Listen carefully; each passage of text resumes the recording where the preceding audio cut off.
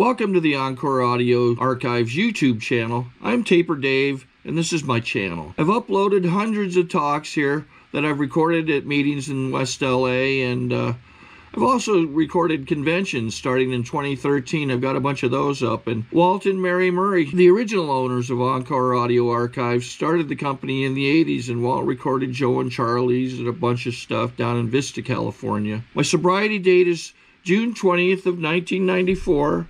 I hope you find something you like, so please like and subscribe to my channel and comment down below. If you want to hear something that I don't have or that you don't see, I'll see that I get it. Anyways, take care and have a great day if you want to. And I'm real happy to introduce Jack B. from Hollywood.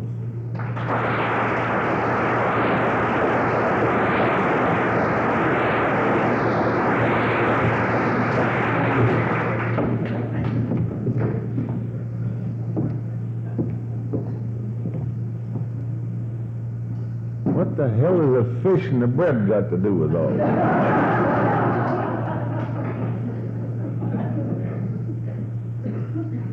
We're just starting the evening service. You'll find a place for your seat. There they go. Good evening.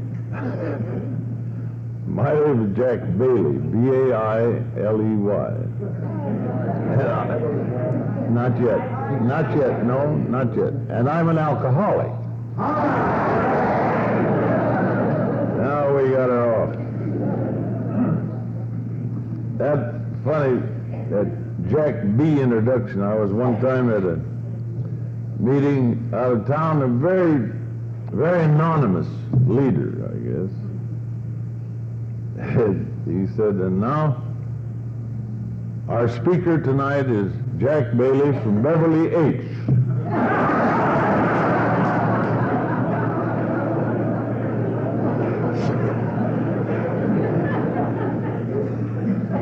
I always figured they knew my name when I was drunk. Might as well know it when I'm sober.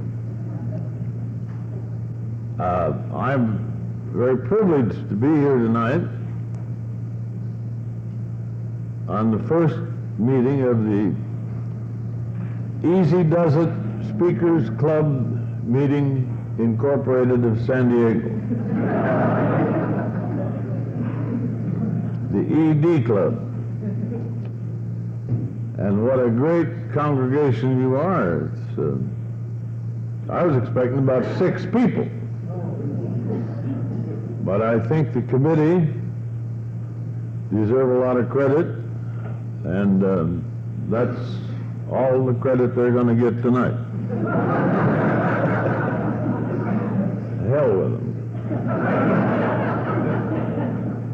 I'd like to welcome the Baptist choir over here against the wall with their boy tenor. There's a great organization over there, whoever they are, and it's nice to know. Can you all hear all right? Good. But it really is any meeting, and this one especially is an honor, a privilege, and a hell of an inconvenience. You know, I could have gotten a booking in Glendale, for God's sake. 150 miles is a long drive. But I had my sponsor drive me. He's locked at home in the motel. We're all you know what a sponsor is, don't you? The sponsor is the person that tells you what to do that they should be doing.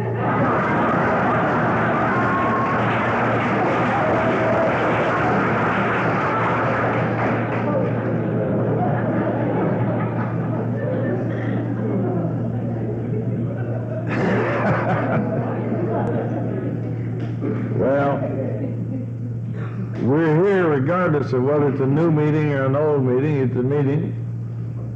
And we're here to talk about booze and demon rum and the mess we all got in, right? So we'll have at it a little while. This also being a first meeting, will not go the full time. Ski bought me a $1.20 dinner.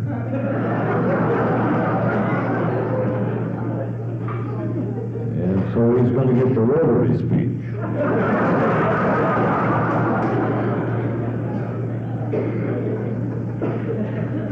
I'm already out $22 of my own money to do this. And I'm glad to be here. When I first got in AA, many years ago, friends, I'm what they call an old-timer. And that's, freely translated, means an old son of a, you know.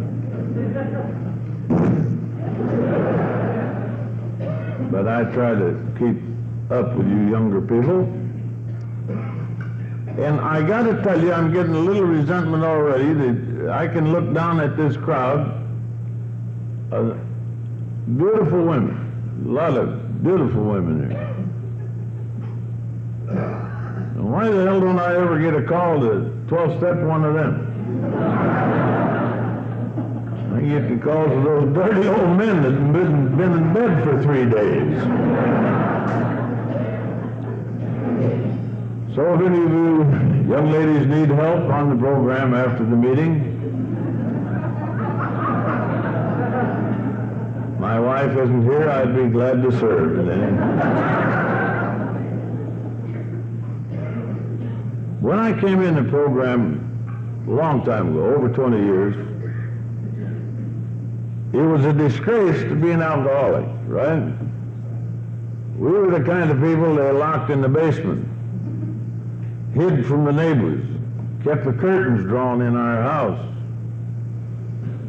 They hid you a lot. They were ashamed of you. But all that's changed now. In the last few years, the Supreme Court of the United States has said that the alcoholics are sick.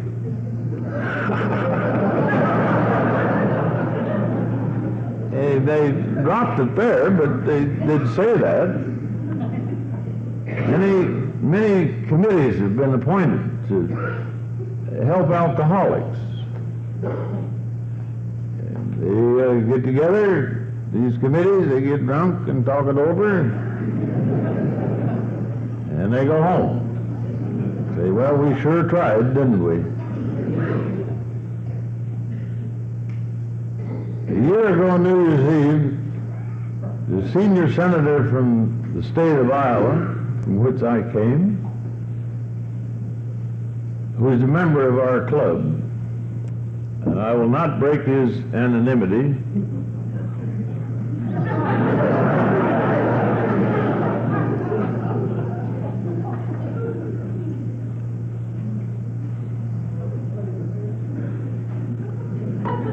you've been walking around with that new coat. For Christ's sake, sit down.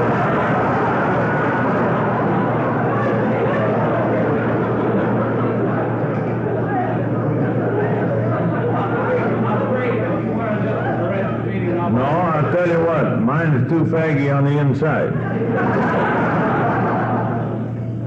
Will you go sit down? I'm sick of you.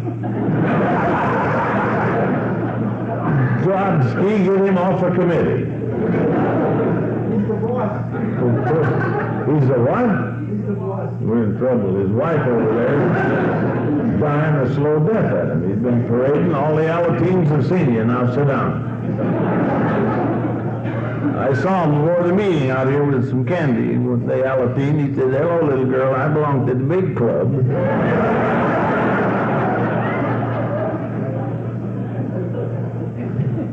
Now, I had something important to say about Howard Hughes. Oh, the senator from Iowa. Oh, yeah. He got President Nixon about half drunk New Year's Eve a year ago. That took 2 glasses of cooking sherry. And this is the truth. I don't know about him getting them drunk, but President Nixon signed a bill for $350 million to fight alcoholism. what the hell is the Senate or the committee or anybody else in Washington going to do with $350 million? Maybe they're going to put us on a pension. My God, we'll take it, won't we? The University of Yale, they had a big year. They took a year and $1 million and 100 drunks. Now, I don't know how they got them or where they got them or what they did to them for a year. But by trial and error, they worked on them for a whole year at Yale University. And at the end of that year, and the $1 million was gone, they came up with this. Alcoholism is a disease caused by drinking.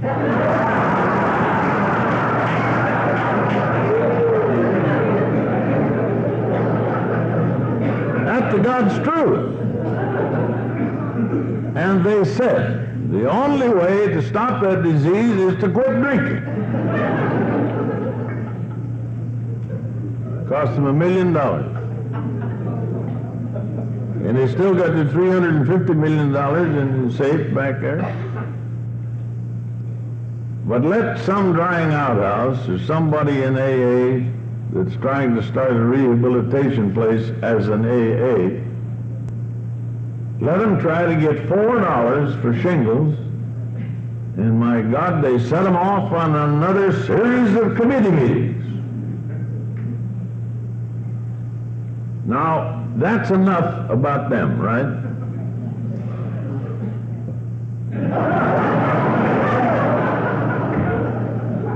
Let the recording show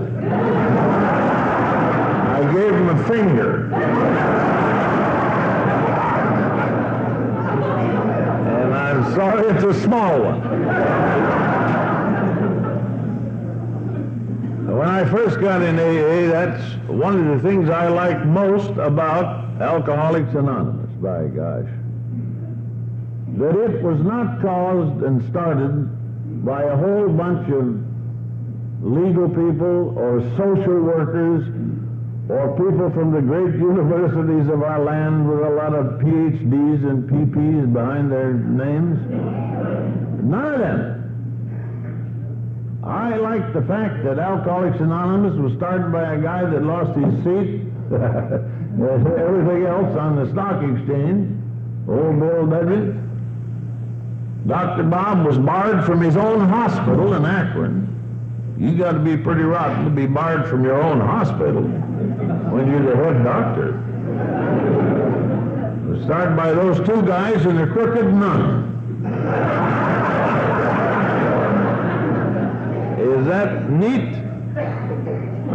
Well, the crooked nun, God bless her, was Sister Ignatia. And the reason she's crooked, she's our kind of a crook. She used to hold these drunks up and sneak them in the side door of the hospital and say, "Oh, no, Father, they're not drunk. He has bronchial hepatitis." And she got the little drunks in there and pumped them up. Bill W. lost everything. And when he got thrown in the Knickerbocker the hospital, Dr. Silkworth said to Lois, his wife, if this cat comes back here again, it's going to be, we'll have to take him out feet first. He hasn't got enough life left in him now. And if we pull him through and he drinks again, he's going to die. And that's when he is supposed to have cried out. But he'd been there 22 times, and that's the president of AA. And he wasn't very good, was he? In handling booze. And I like that. I like that, because the president of AA, when I got in, was no better than I was. And none of us could drink. Me and the president. But the thing that saved us then, and many, many times later it's been saved in other ways, but after about 4 or 5 days, Bill W. went down to Dr. Silkworth's office and he said, "I don't understand this, but I've been going around in the drunk wards talking to these other drunks and telling them what a jackass I've been, not telling them what to do, And I have not wanted to drink for 6 or 7 days. And Dr. Silkworth looked him in the eye and said this, "I'll be damned." Now that's the medical part of AA.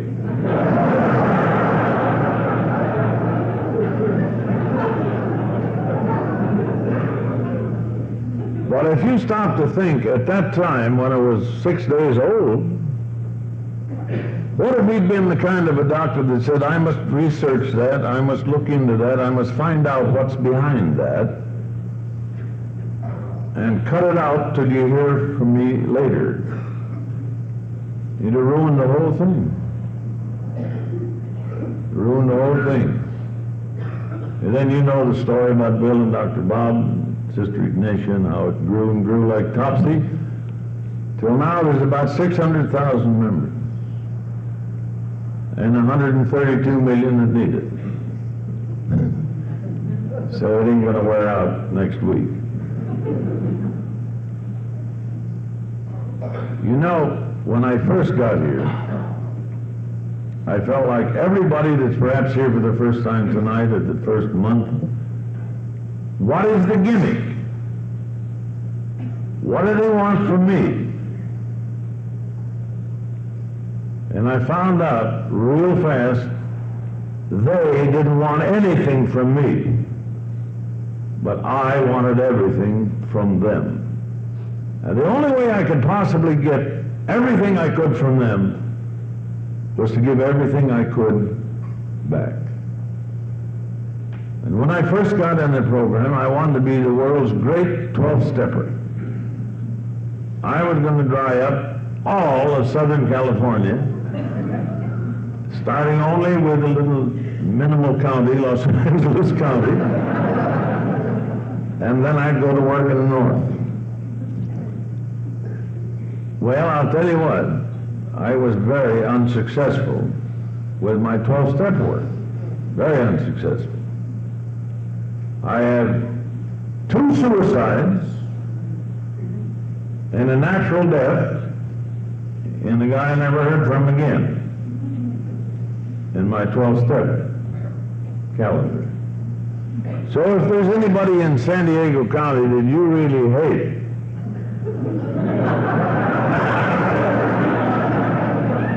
I'll 12-step them and I'll get them fast.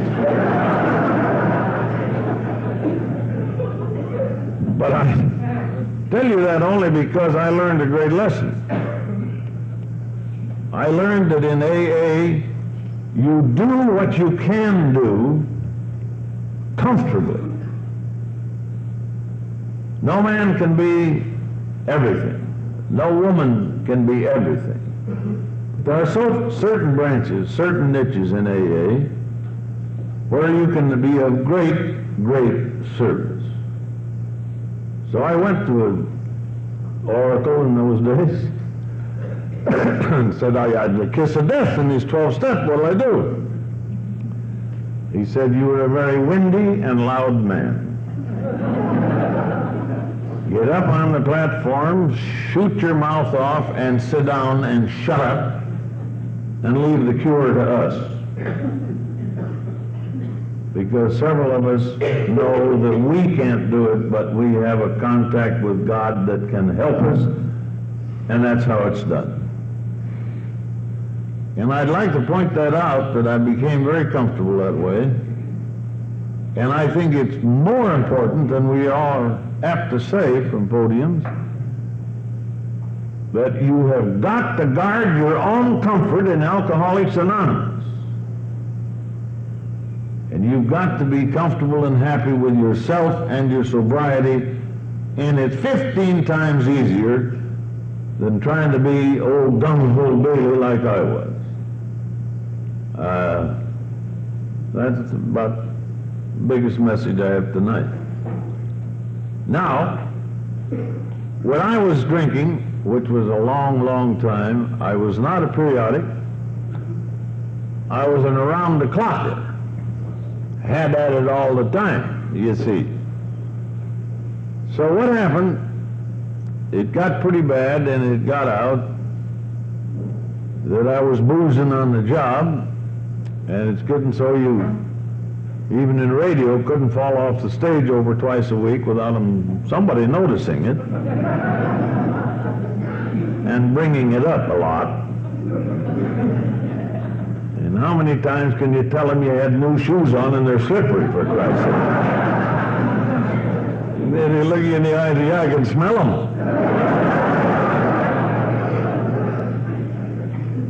I used to have a breath killer.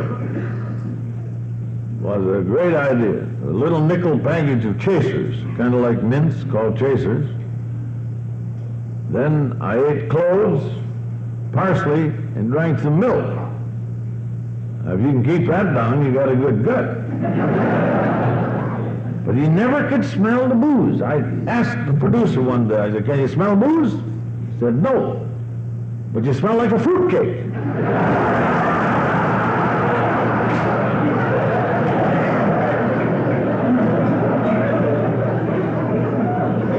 That's part of that alcoholic keen mind, right?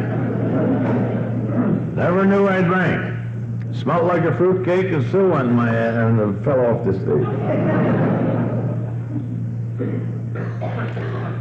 Well, it got worse and worse, and they finally, I was lied to. They said, we're going out and see an old friend of yours. And I knew he had a jug bigger than my head in his drawer in his desk. So I said, yeah, time we go out and see him. We went out, but we didn't stop at his place. We went next door, by God, and I ended up in a doctor's office. And I found myself on that examining slab, naked. Jesus, that thing is cold, isn't it? And I didn't know why he kept looking at me. I've seen myself in the mirror. I'm not that pretty. But he examined me from the top of my head to the bottom of my feet. Seemed to me he stopped in the middle there a lot. God, he went over every bone in my head, and he looked down at me and he said, I'll be damned. And I said, that's a great diagnosis. Give me my pants, let me get the hell out of here, and don't send me a bill, you didn't find anything.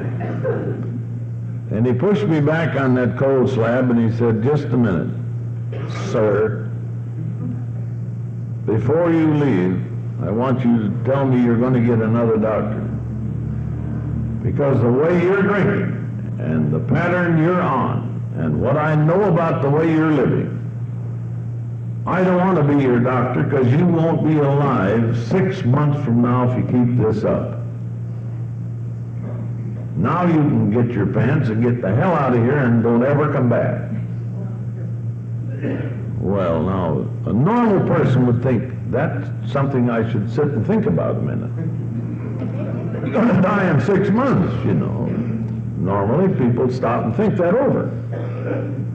Not an alcoholic. Not old Jolly Jack. I went right down to my office at the Plaza Bar. Oh, we'll be in and out of there a lot tonight. So I went right down there, and to my knowledge, I'm the only Protestant in AA, or out of AA, that ever held his own wake and led the singing.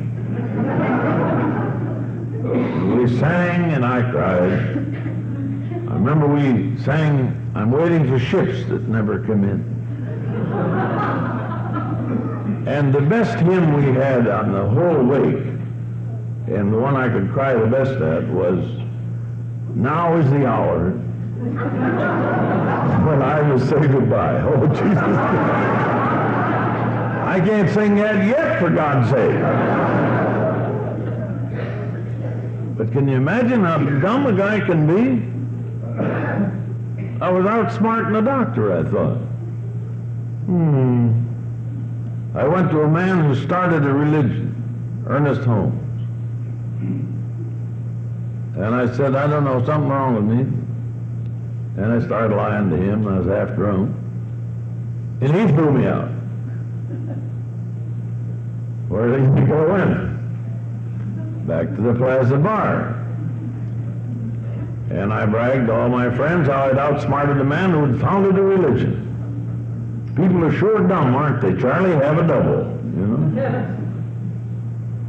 Not very sane.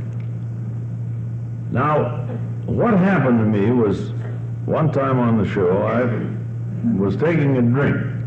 Incidentally, maybe some of you forgot.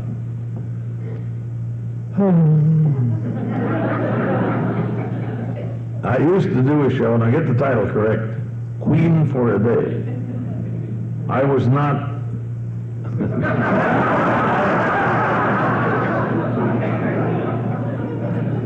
I've had enough problems with that.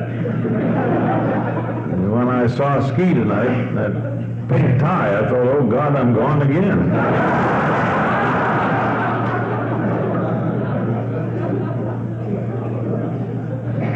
That happens, little Marines, don't laugh. So, we're friends. Now I forgot what the hell I was saying. Ski's not here in the part. I forgot I lost the place. That's fun. It's may run till 10:30. Anyway, things were getting worse and worse and worse. And the first guy that ever squared off with me was a guy on the show Queen for a Day. He was a procurer of gifts. One morning, about 8:15, I was having a small vial of brandy. That was only to keep my head on. That was nothing else. And I should have had a jiggle glass. I had to go at that damn thing about 40 times, but I was starting to get it up. And he walked by and he said, "You just going to have the one?" I didn't tell him I'd had a half pint to get there, for God's sake. And I said, "Yes, I'm a little nervous today. I had to be one last night, and they always upset me." He said, "I'm sure that's what it was. But while we're talking about that, if you ever want to do anything about your drinking, and someday pretty soon you better, give me a call. Goodbye." And I said, "Wait a minute. You are fired. You were not talked to the star that way." And he said, "I'm pretty sick of you too."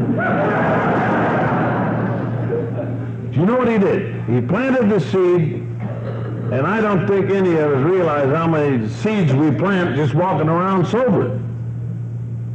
You know, especially the people that are our former friends that we drank with. They worry about us. They get behind your back and whisper and say, "What the hell's the matter with him? He hasn't thrown up yet. He didn't do anything in the wastebasket. He used to do that a lot." And they worry about you. And what you want to do is let them whisper a little bit. Then you turn around and say, "Are you talking about Alcoholics Anonymous?" Oh, Jesus, they jump a foot. But don't make fun of those social drinkers. Nurse them along.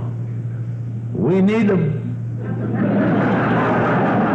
The hell are we going to get the new blood? You got to replace Ski and the guy in the fag coat. You get somebody under 100 here pretty soon. But that guy planted the seed in my mind. I didn't quit then, of course. I got him fired, he got a better job, got rid. One morning, it was Sunday, and I decided to see how long I could go without a drink that morning. Why I decided that morning, I don't know, except I had become worried. As everybody here that's a member of AA became worried that something was wrong. You didn't think too much about booze, but everything else was going wrong. And the world was rotten, and the boss was crazy, and the people in the audience were bleh. Everything wrong but us. So I decided I'd see. My wife at that time was out of the house, and we had enough liquor in there to start a liquor locker. But I thought I'd try. And that was pretty unsuccessful. I went around the house, and I didn't have the shakes when I had the morning after. I had the leaves. Jesus Christ. still got him, Charlie.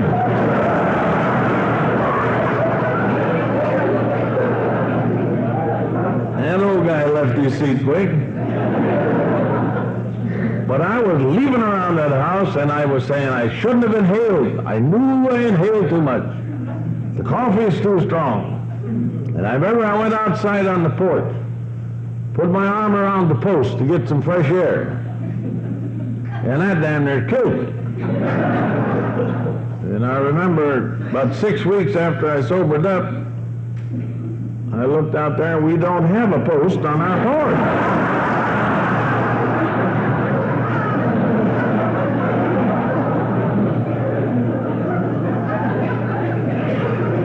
Well, I started leaving around there, and all of a sudden this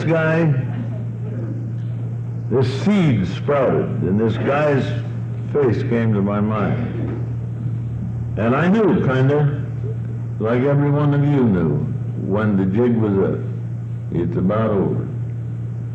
And I was scared out of my head. So I called the clean old man from the show, and I said, this is, you know who. And I think I'm going to die. And I'm scared to death. And you said to call. What'll I do? And he said, do you admit you're an alcoholic? And I said, my God, yeah, something wrong there. Yeah, I guess that's it. And he said, I'm glad you admitted it. Everybody in town knows it. Now it's unanimous. And I didn't think that was at all funny. And I said, well, no, don't get the cute. What'll I do? And he said, well, for God's sake, go out in the kitchen and take a drink.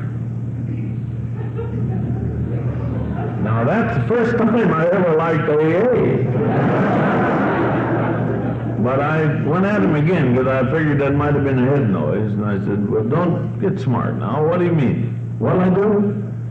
And he said, go out in the kitchen and take a drink. Your head's rattling so on the phone I can't understand what you're saying. And I'll be over. Well, God, I hung that up. He did what he told me. So I went out and I took a drink. And I'm holding up 2 fingers for everybody to see.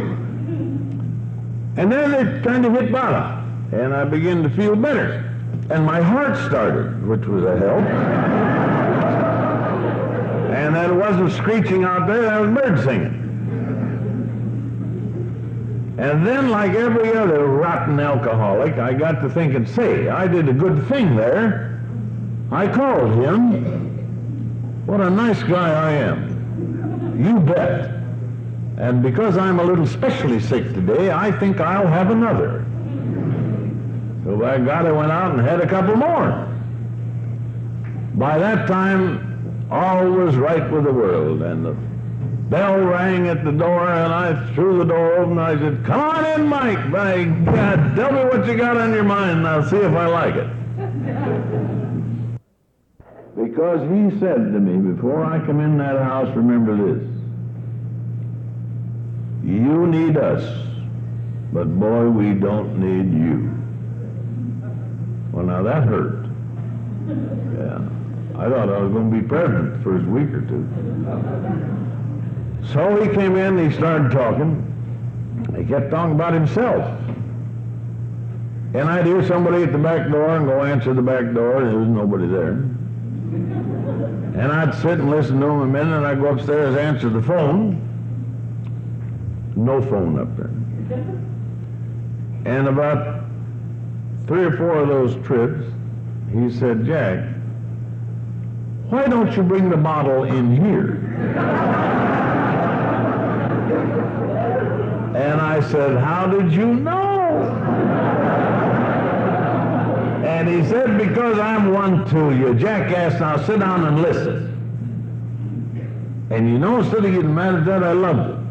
I hated the doctor that pronounced me dead. I hated the guy who started the religion. He threw me out. But here's a guy that told me, bring the bottle in, and then he told me 6 places I could have hid it, and I had 10 drinks instead of 5. But I loved it. And so did you when your sponsor or your meetings or something put the shoes on you, and you knew and I knew at that moment it takes a drunk to catch a drunk. And that's the onlyest way you're going to get sober. Is one drunk talks to another. Is that great? So what he did was plant the seed that sprouted, and he said, now we'll go to a meeting. And I said, oh my God, what do you mean? He says, well, down here there's a meeting, and we'll go down there and we'll listen to some speakers. And I said, well, I can't do that, of course. I'm very famous. People will recognize me. Now, how the hell are they going to recognize you from radio? But he said, well, you better go to a meeting. If you like it, fine. If you don't, butt out. And I said, all right, I'll go, but I will not go and use my own name. He said, fine. What kind of a name do you want to pick? Well, now that's, you know, that's all a drunk needs. And I worked on that for about 10 minutes. I tried and discarded a lot of names. I came up with the worst one. I picked the name Jim Bartell. Why Jim Bartell, I don't know. Why couldn't I have had it Sylvester Ashmead? Anything. Abernathy, whatever the hell his name is. Right? Jim Bartell. Now this is hard to admit from the podium, but it actually happened on the way to the meeting at night. There's only two of us in the car, and I had this poor Mike practice introducing me to the steering wheel.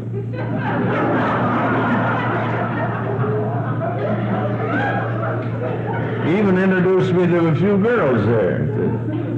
Clara Wheel. So we got through the meeting. Then it was decided I'd go to a sanitarium. And the great day came that I was to go to the sanitarium, so we had to go down Hollywood Boulevard to get to the sanitarium. The only time I could have used the name, nobody asked me at the meeting, was going down Hollywood Boulevard. I got the cutes, I rolled the window down, and all the way up down Hollywood Boulevard, as loud as I could, which is loud, I kept yelling, I'm Jack Mealy, I'm an alcoholic, I'm going to a sanitarium!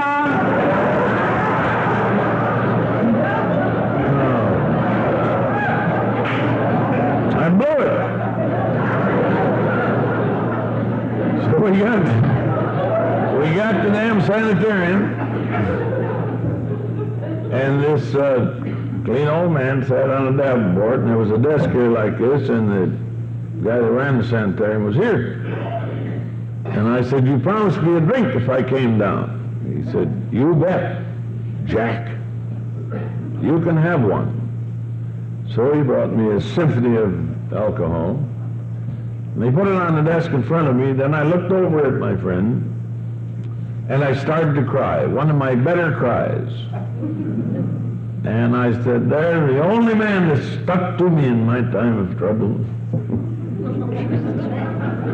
Only friend I got in the whole world, and I want him to be the first guy in the world to see me turn down a drink. Take it away. He did. And with that, the dearest old friend I had in the world, out the back door. And drove off into the sunset, the son of a... As I watched him leave, he'd gone. I turned around. There was a guy who looked like to me 9 feet tall in a white suit.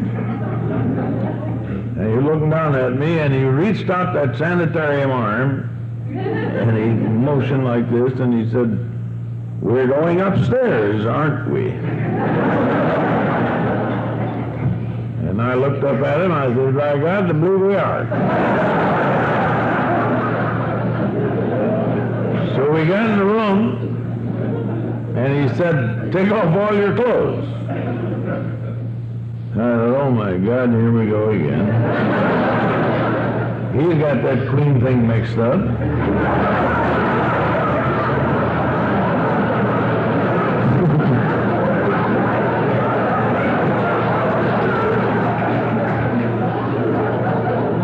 But I figured he's pretty big. They said to go to any lengths.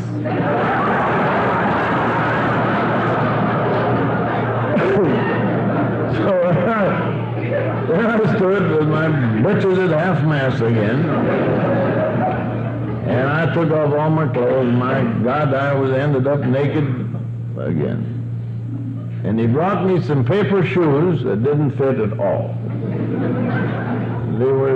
They're half shoes that you shove your feet in. And my God, and they turned up at the end. They looked like Emmett Kelly clown shoes. Terrible. Then he brought me a nightgown that was split in the back. Didn't button up like it's supposed to at all. It was split in the back, and there were some ties. And that big moose didn't tie those at all. He just let them flop open. And there I was with those shoes and that damn thing flopping open. And there was a mirror over in the dresser. And I kind of sidled over to that mirror. And you heard about reaching your bottom. My God, I saw mine.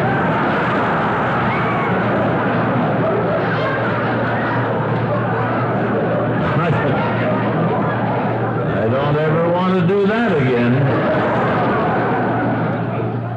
So I turned around to speak to my keeper there, and he was gone.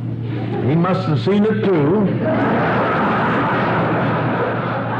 And the romance died. So I thought, well, the hell with him. I'm going out in the hall and straighten him out. I'm paying a lot of money for this. So I went over to the door, and there was no knob on my side of the door. Oh, boy. I was in a little deep. Little deep. And I don't ever have to do that again. Isn't that great? Now, we've done everything possible. Everything we could think of, everything the other drunks have told us to keep out of here, haven't we? And we blew it all. And we couldn't run it. So we gave up and we got in. Now our job is to stay here. You hear about the sickness of Alcoholics Anonymous. Well, let me tell you something. In show business, you try to get top billing, you know? Well, in the world of medicine, now this is not from AA, this is from the American Medical Association, and may God rot them. The three worst killers known to the medical profession is cancer, heart, and us. We got third billing, and that's good. Settle for it. You know what they're doing with cancer, you know what they're doing with heart, and we know what we're doing with the third worst killer known to the medical profession. We're trying. That's all we've ever been asked to do, try. One day at a time, and then the big catch. Don't drink.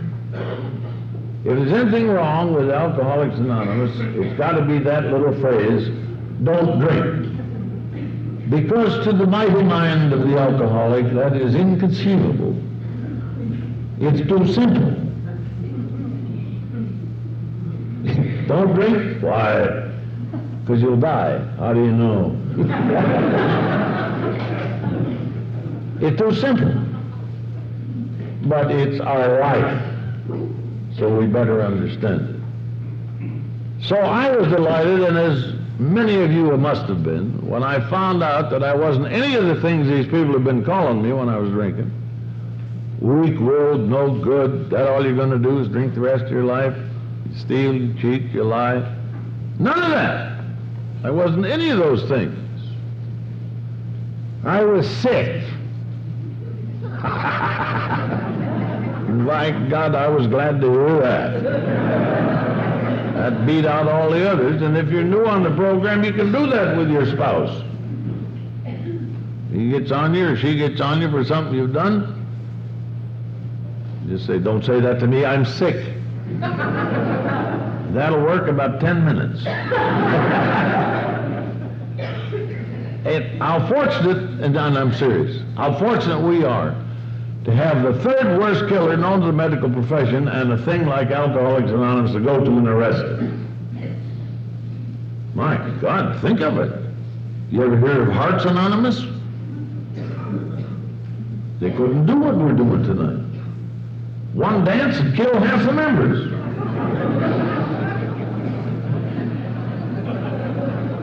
It's the truth. There's one other little thing. Alcoholism is the only disease known in the world that carries with it a jail sentence. They're arresting our sick brothers and sisters this very night, down on 5th Street. I was in San Diego jail once, and as the years go on, I'm very proud of that. It was for being lewd and dissolute. Son of a bitch was supposed to be out at sea, and he wasn't. So I'm glad I got thrown in jail for that. Now, it's a serious thing. We're sick, and we've found out how sick, and it's being proven all the time. Now, in the cuckoo department, where we got third billing in the sickness, we got better billing in the nut department. We're number 2.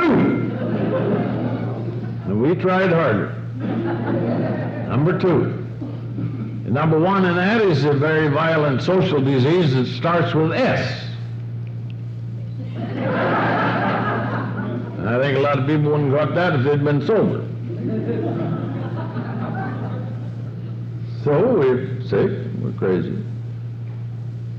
And in Alcoholics Anonymous, or talking to people in it, and at most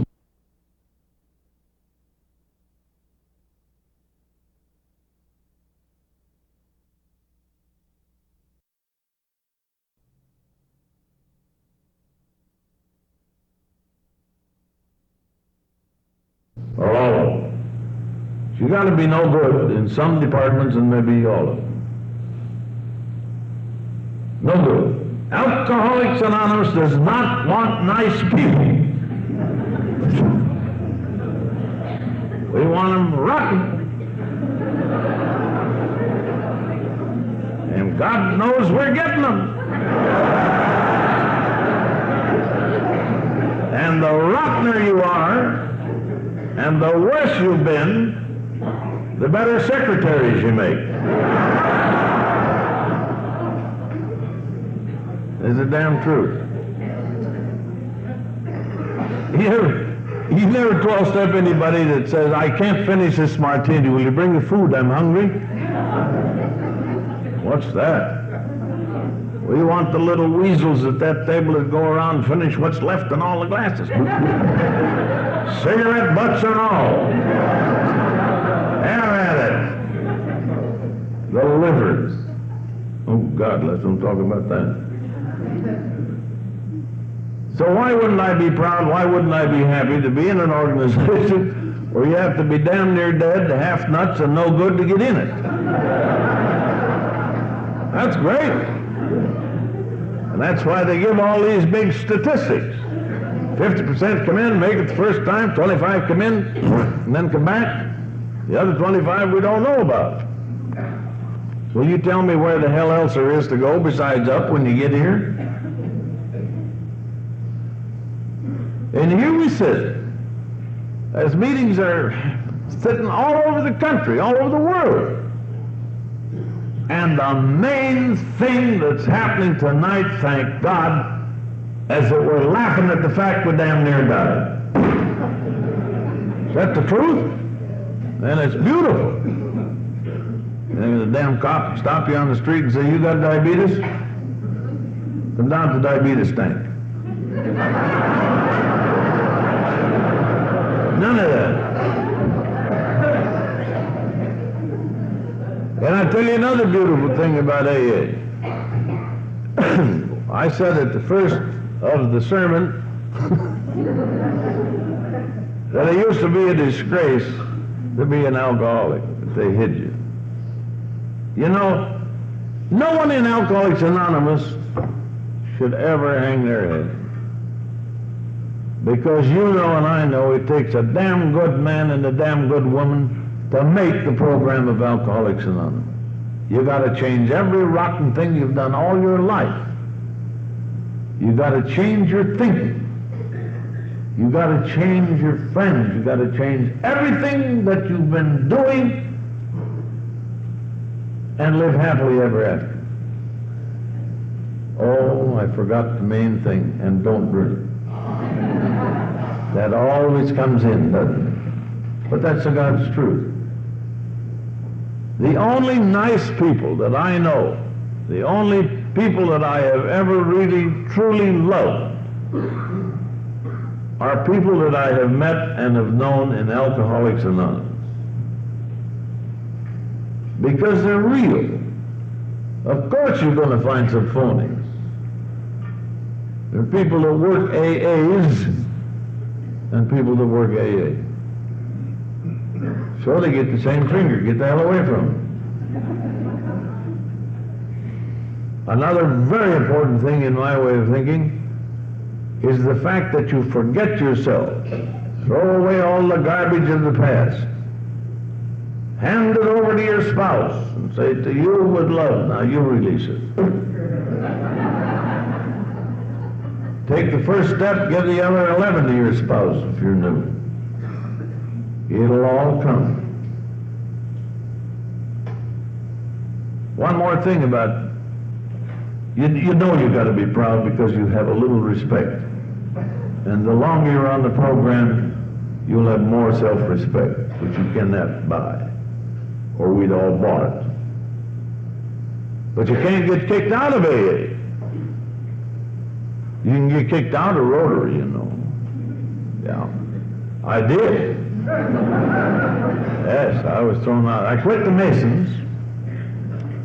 I got worried. I think one of the guys reached up under my apron one day.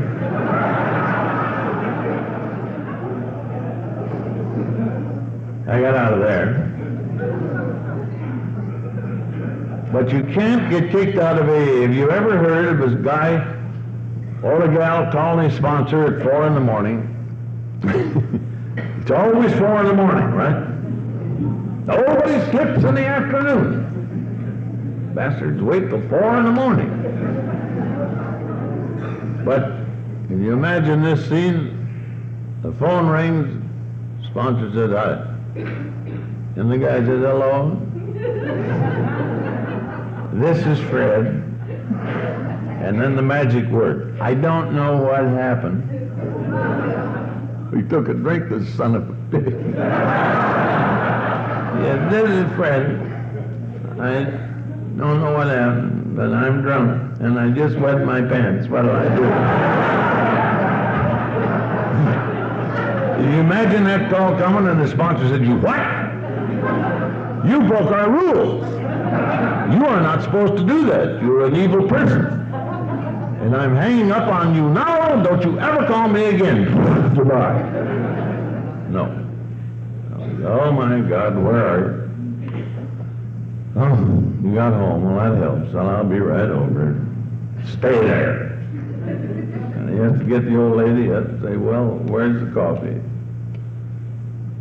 Where's the book? You never find your book at 4 in the morning. And he gets a half a pint, the butterfly net, and goes back to Fred. Can't get kicked out. Nobody was here at the door when you come in tonight sniffing your breath. Nobody knows if you've been out drunk. Nobody cares. until you ask for help, and then they care plenty. You bet they care. And you bet they'll be there with their hand up. And you bet you're just as welcome as you've ever been. And in my book, it takes an awful good man to make and maintain the program, as well as a woman. But to make it and have trouble and then come back, it takes a double good man. And I'm all for the people that have had trouble. And by God, now they know. They may have had some reservation. Now we're going to talk briefly about the spiritual part. Now this is where the chairs start to shake and scrape the floor, and they cough, and they but it'll be brief and hopefully helpful, and God knows happy. I come to you tonight in San Diego, my friends, as an authority on religion. Is that clear? Give me that damn Chuck C stuff. I'll give it to you right. I said religion, not spiritual. I was born in Iowa 333 years ago. Give or take a 3. My mother was a Methodist. My father was a Methodist. Is that clear so far? And I'd like to have this kept anonymous, but my maiden name, before I got in showbiz, I was named and baptized, not christened, by God. The Methodist baptizes you. I was baptized John Wesley Bailey. Now, you're not going to get any more Methodisty than that. And I learned at my mother's knee as a child back there in good old Iowa, the fear of God. Thou shalt not. God is watching from on high, and he knows what you're doing. He knows what you're doing behind the barn.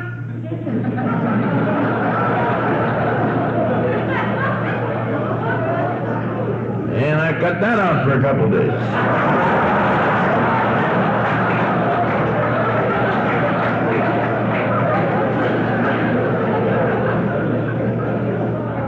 But I was scared silly of God, as my mother understood it.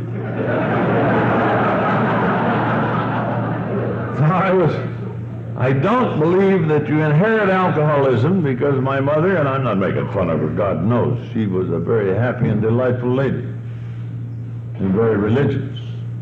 But my mother was not president of the little town of Hampton, Iowa, not the county. My mother was the state president of the WCTU. Oh my God, what a cross I had as a child. My dad took one drink of whiskey in his life for boils.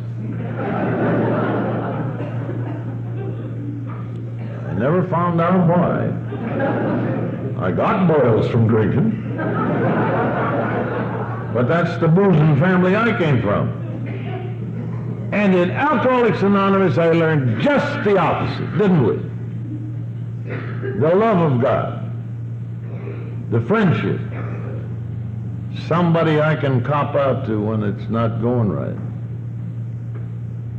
And when I turn my life and my will over to God as I understand him, the greatest relief and release I have ever had came. And I like to put it this way.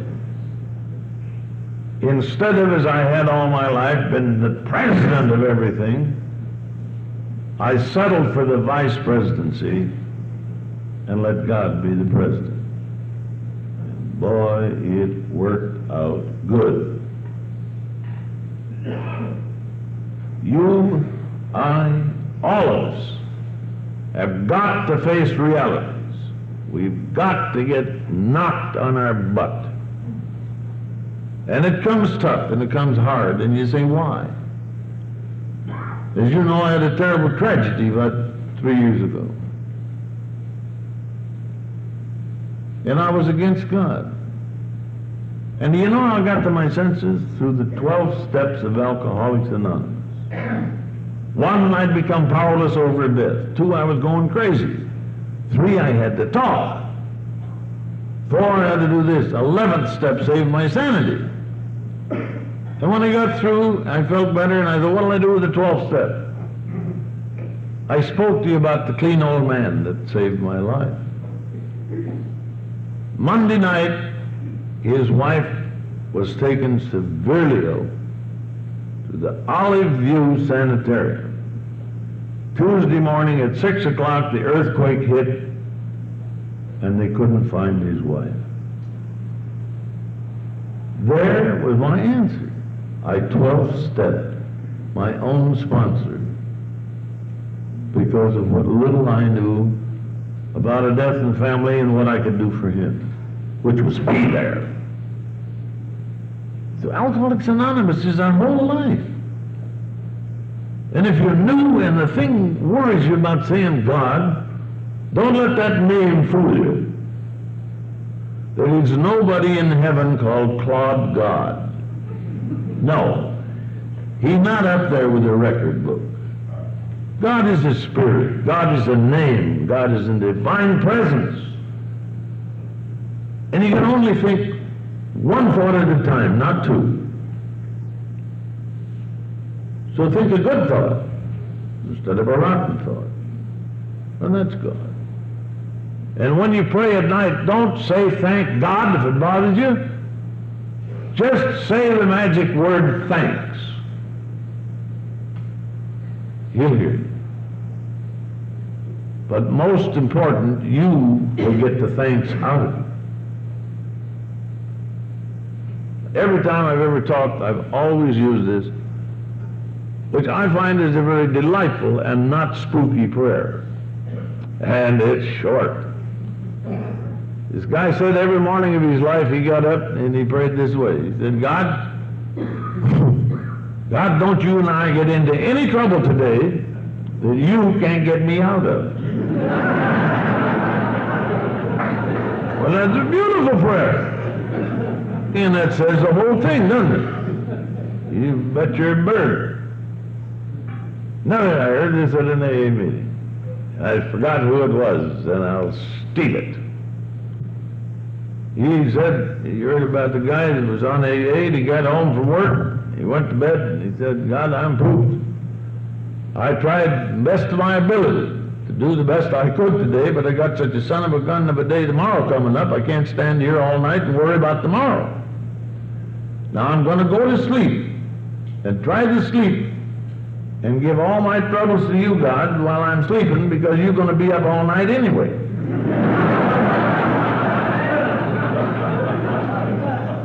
Beautiful. It's like the priest had the rabbi over to dinner. The housekeeper brought the big silver tray on, took the top off, and there was a big ham. And the rabbi said, I'm sorry. Father, you've forgotten I'm an Orthodox minister, or Orthodox rabbi. I can't eat ham. Oh, God. I never thought of it. We'll baste an egg. I said, that's fine. So, after dinner, the rabbi says, I got to go home. The priest said, I'm going to walk you home. They got down in front of the rabbi's house, and the rabbi said, I had a good time tonight. Forget about the ham, doesn't matter. And Father, I want you to come to my house for dinner and bring your wife. And the priest said, well, now we're even. You have forgotten, obviously, that we, the priesthood, do not marry. He said, well, you ought to try it. It's better than ham.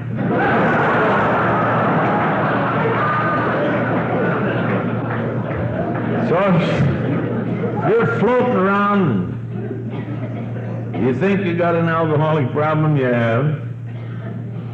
Take a little slice of our ham, will you? And come and join a happy, healthy group. Because this is one place they'll level with you, like no place on earth. And we laughed when I said it, but God knows it's true.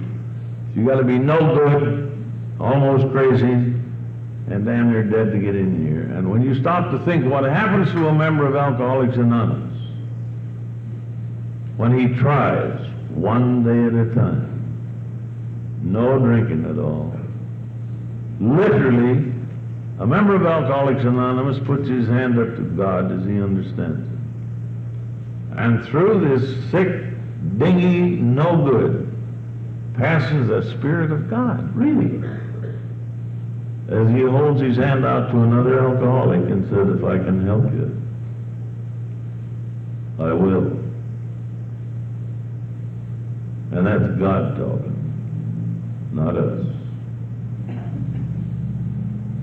Thank you very much.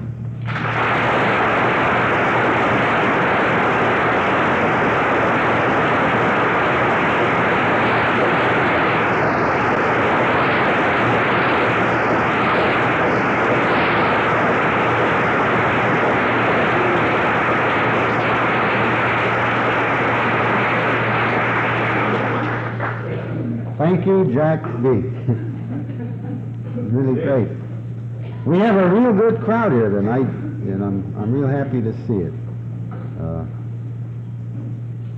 You know how hard it was to say God in the beginning. I had that trouble with the word love, you know. I couldn't say love. When I was married, I'd only say it to my wife when nobody else was around, you know. And tonight I could say I love all of you. And I'm real grateful that you're all here. Real beautiful. Now I'll turn the meeting over to our Secretary, B.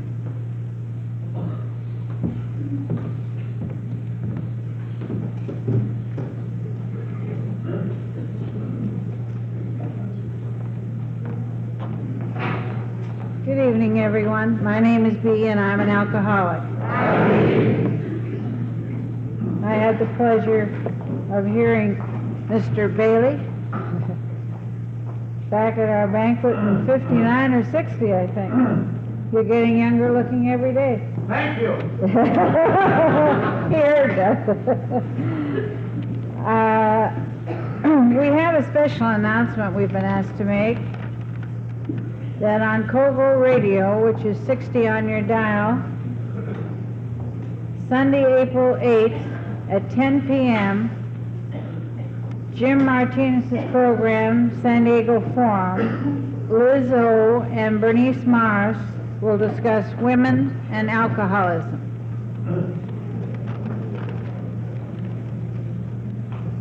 Also on next Friday night, our speaker will be Jack T. from Beverly Hills. And we have many fine speakers lined up, and we hope to see you all on each Friday night. And we hope you will stick around. We're going to have refreshments and fun and games. So just join us all. Thank you very much.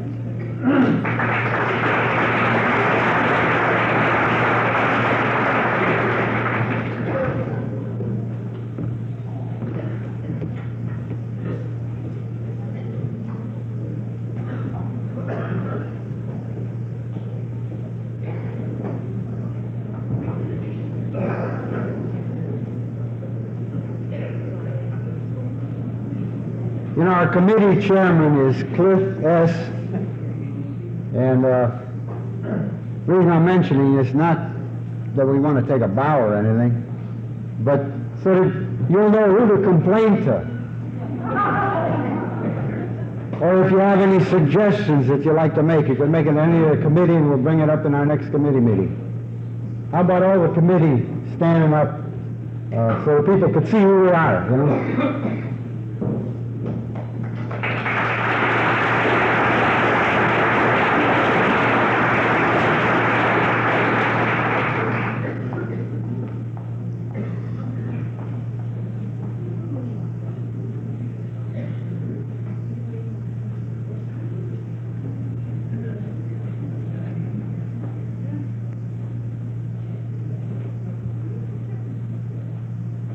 It's like a new baby being born.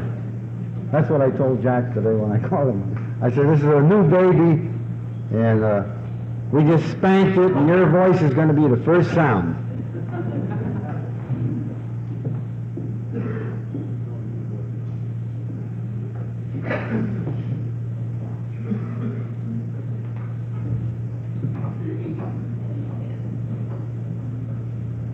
All right, now if you'll rise, we'll end the meeting in the usual manner.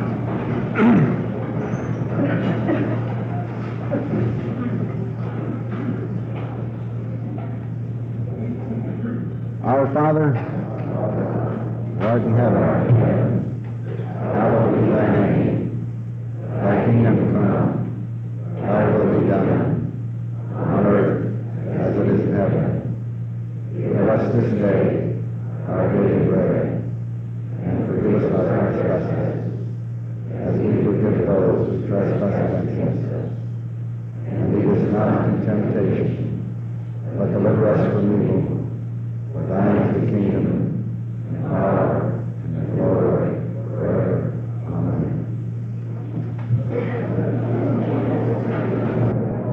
Sorry to interrupt your viewing. Taper Dave here. Just wanted to take a second to ask you to like and subscribe to my channel. Let me know if you like what you're listening. I've got some very good talks here, and this one's a great one. Just curious, do you think this is better than Zoom? Tell me what you think. Okay, this is how I prepare my drone for launching. I like to do it inside the cab of my truck so I'm not standing outside in the weather.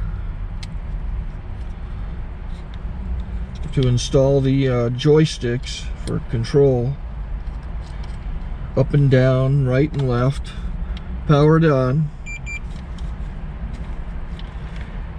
I have an Android phone that I use to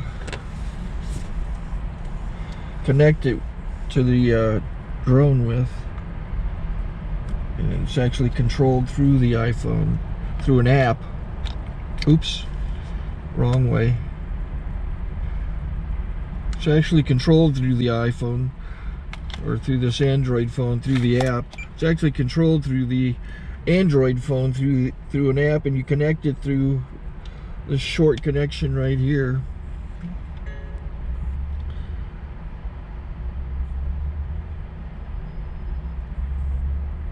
Remote control connected. Remote control's connected. So I pull out the drone. I have to extend the legs. Long legs extended first, then the short legs. Remove the gimbal protector. Set that aside, then power it on one short burst, then one long burst. I lay it down. So I have to go to calibrate.